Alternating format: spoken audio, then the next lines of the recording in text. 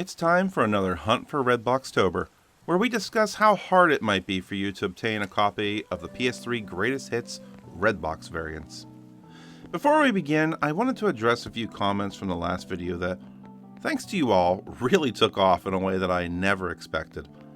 I had a lot of fun talking with a number of you, and way more than I ever before really, and it really made my day. But a few comments were off-putting, and obviously you'll have that, or maybe just missing the intent of the video, so I wanted to call out a couple of things first. First off, this isn't about speculating for investment. This is about understanding how much effort it takes, relative to other PS3 Greatest Hits titles, to obtain specific copies of the game in a complete in-box condition that you might be proud to own as a collector. Your mileage may vary, and I can only speak from my own experiences in person, and maybe what the market has online at the time, sources like eBay for instance. I think of it like a snapshot in time that is likely true for a lot of people, but obviously can't be true for everyone or account for every anecdotal situations.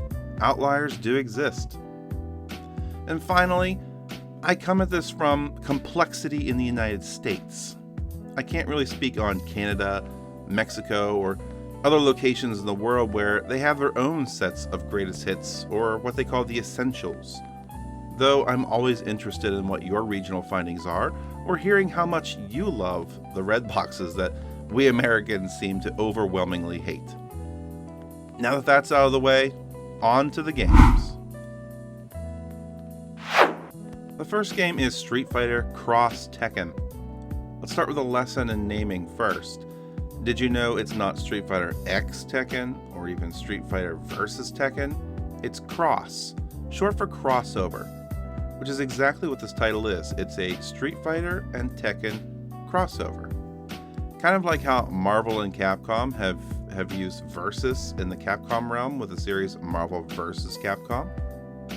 I imagine that they use Cross here to differentiate it in case, the series took off and they don't want to hurt sales of the other very successful series Marvel vs. Capcom.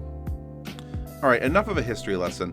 We're here to discuss if Street Fighter X Tekken is hard to obtain and how much it might cost our hard-earned money to get it.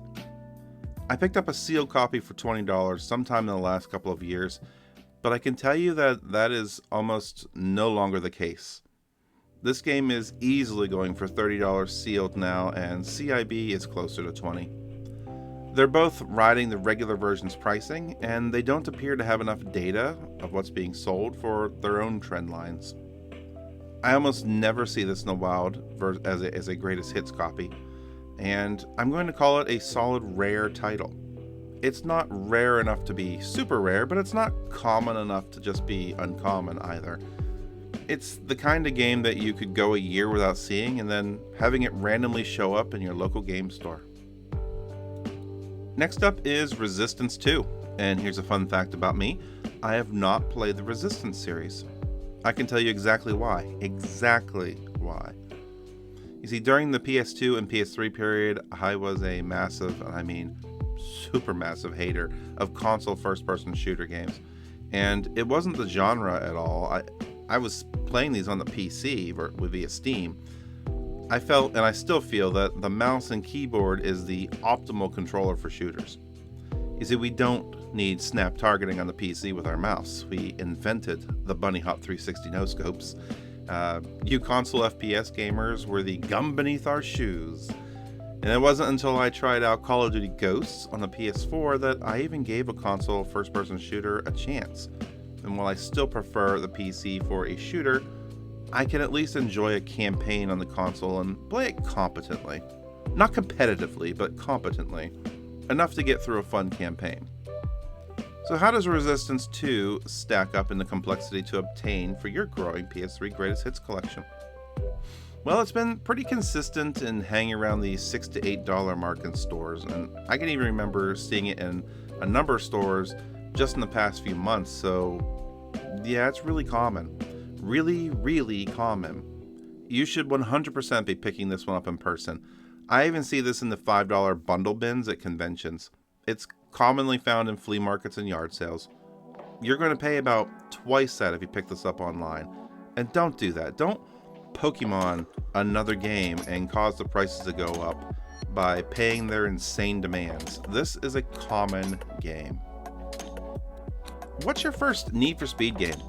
Does anyone remember it being called Road and Track Presents the Need for Speed? I do. I owned it on PC actually.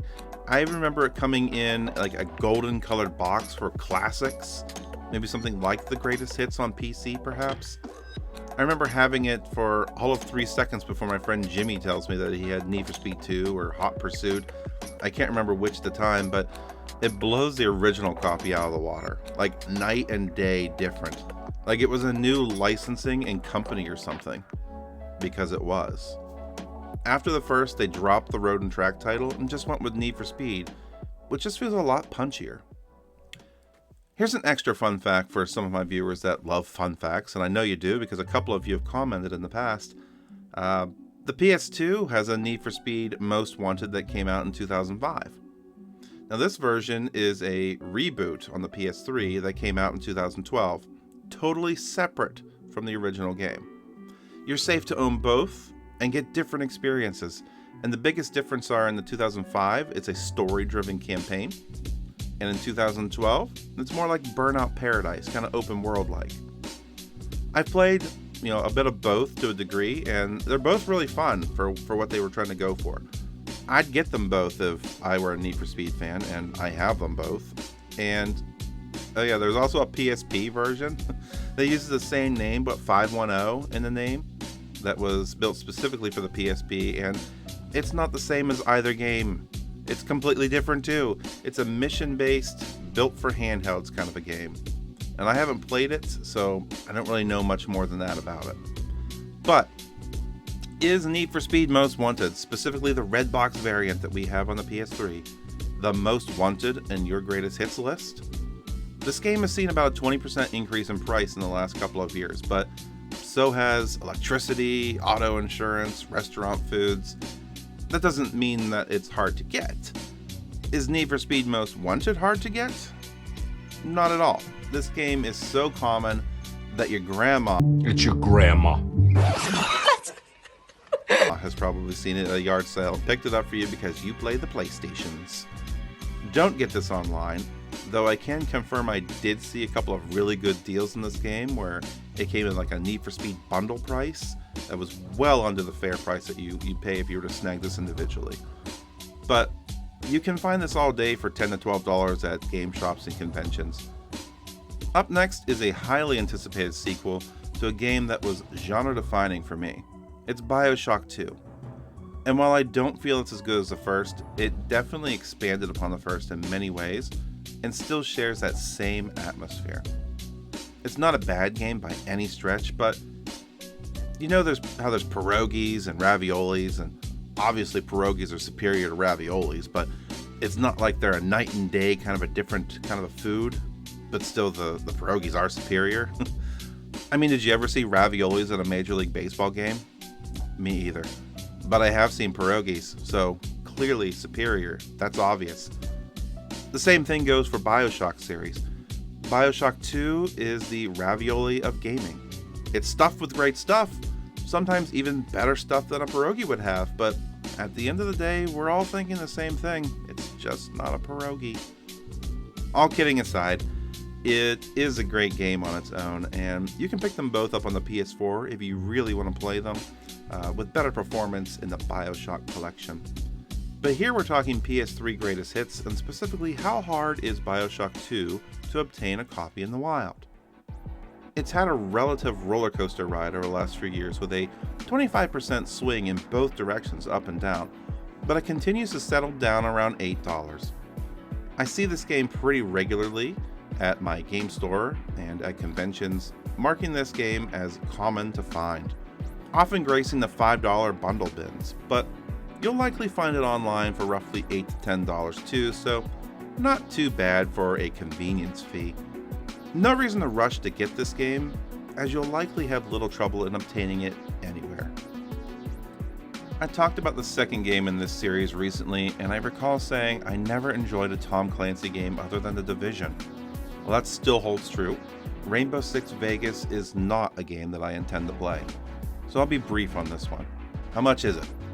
Well, it's actually come down a bit in price. I see this in $5 bundle bins, and online it's over twice that, and you're going to vastly overpay. Do not buy this online. Do not pay more than $8 for this anywhere. This game is so cheap, plentiful, so common that there are copies being ordered right now to prop up the Leaning Tower of Pisa because it's so stinking cheap compared to the stones that you can buy, and rumor has it that Europeans love the red box coloring. You know who you are. This isn't a bad one to pick up in person if you ever find it, or if you just love that red box coloring. Soulcalibur IV is the game that reminded me that the series was still around after only playing the original on the Dreamcast, and I skipped 2 and 3. No reason other than I was a poor college kid, but 4 had special guests from Star Wars. Yoda and Darth Vader graced the 360 and the PS3 titles respectively with Starkiller, the protagonist from the Force Unleashed series, while he was in both. Later patches allowed all 3 on both consoles, which I hate how it was separated because even though the Greatest Hits game is a later print, it does not contain Yoda on disc, and he's still a patch download. I wish more Greatest Hits actually had more completed versions of the games on them than the small run of games that actually do have that. But Soulcalibur IV is a Greatest Hits and holding relatively flat at $10 for a number of years now, when I do regularly find this at conventions or local game stores. Online, it's about $12 to $14, and I can safely say this is a very common title. I would not go out of your way to special order this online. It's bound to show up in your local game store eventually, or just pop up in a bin at some convention. It's definitely not going to be found in a galaxy far, far away. Did anyone else ever come back to the series because of this game in particular? Resident Evil 6 is one of those games when it came out, I heard people saying how this is not a Resident Evil game, that it was pandering to the masses. It's just a cash grab. I don't know. I haven't played it yet outside of the demo back when that originally came out, right after I'd beaten Resident Evil 5 and I was still hyped for Resident Evil. I enjoyed the demo, but I think I have a much higher tolerance or appreciation for change than a lot of people. And I can definitely let issues slide if I can see the forest for the trees. Now, being less popular in the Resident Evil series with Resident Evil 6 here, does that make it harder to obtain or more sought after as a collectible piece? Just a little bit. But this isn't likely going to be out of stock anytime soon. It's an uncommon title. It sits solidly at $8, though I have seen it in the bundle bins for $5. Online is a different story though, it sits closer to $13 shipped to your house. But I'd hold off on this online, and even in person, the pricing does not show signs of fluctuating anytime soon. Its pricing is kept lower because this was a cross-gen title with the PS4. I guess less a cross-gen and more of a remake since it was made a few years afterward when the PS4 came out. But that one is the more desirable version, even though it has a lower review score. But again, because it was a re-release, not so much a remake, I meant re-release, it does get judged more harshly. It's not for any technical reasons though, and in fact it's a better version by all accounts. It has 1080p resolution, 60 frames per second, but they didn't make any other improvements to it. They didn't really fix any of the bugs or add any additional content. Remember though, when something's uncommon, that doesn't mean you're not going to find this. I regularly see it in person. It just means, relative to other titles that we might talk about here, it's less likely to make a random appearance to you in person. The final game for today's video is Rage. Rage is one of those games that I've tried multiple times to get into, and every time I do, I find some reason to back out of it. And it's never been a good reason. You know, something else just happens, or a new game arrives, something, and it's of no fault of Rage itself. The game has some amazing voice actors with John Goodman, Nolan North, Phil Lamar, some top-notch voices, and they're very recognizable and very, very good. The visuals are also absolutely fine, but the game does have a lot of texture pop-ins, if I recall, where I'll be driving along or even running through an area and the textures are loading making the experience feel a little bit janky. I don't think it ruins the experience, but I'm just noting it because it was really obvious. Rage is a $5 title all day long and definitely exists in the bundle bins. It's extremely common, maybe one of the top 10 most common PS3 Greatest Hits titles. Not entirely sure on that one though, don't quote me on that, but it definitely feels that way. This is one of those cheap titles that I think everyone should give a try if you like shooters with a Mad Max, Borderlands environment vibe. I don't know how it plays out or ends to know if the story is amazing, but from the first couple of hours I was having a pretty good time with it. 8 more Greatest Hits titles have graced the screen, a lot of common titles today, and how about kicking it off with a rare this time? I really appreciate the kind words recently on this series, and as I always say, I'm having a lot of fun researching and shooting it, and I think it's helped a few of you along the way on your own journeys, if not at least entertained you for a few minutes. We'll see you on the next Hunt for Redboxtober, and be sure to check out other videos on this channel. You should be seeing the suggestions now. I'm partial to any of them, really. Thanks again, and let's build a collection.